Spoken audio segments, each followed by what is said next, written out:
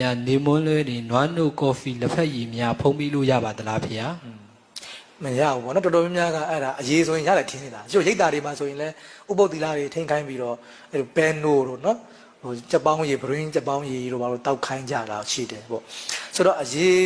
ကသူအသီးဖြော်ရည်အရွက်ဖြော်ရည်ဒါအပ်တာလေအဲ့လိုသူက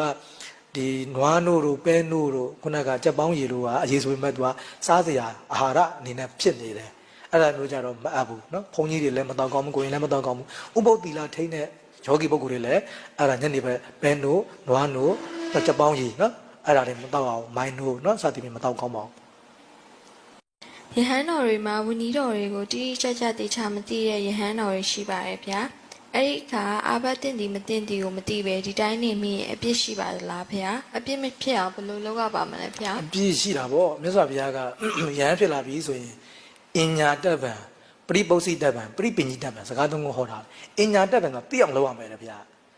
မသိရင်ကောင်းတယ်တော့မလုပ်ရဘူးလေဝိနည်းမသိလေကောင်းလေမသိလေကောင်းလေမလုပ်နိုင်လေသာသနာမှာလာပြီးတော့ဥပဒေတော့သိအောင်လုပ်ရမှာပေါ့နော်သူ့နေရာမှာနေတော့သူစိတ်ကံတော့သိအောင်ကြိုးစားရမှာပဲလေအဲ့တော့အညာတက်ဗံသိအောင်လုပ်ရမယ်တဲ့ပရိပု္ပ္စိတက်ဗံမေးရမယ်တဲ့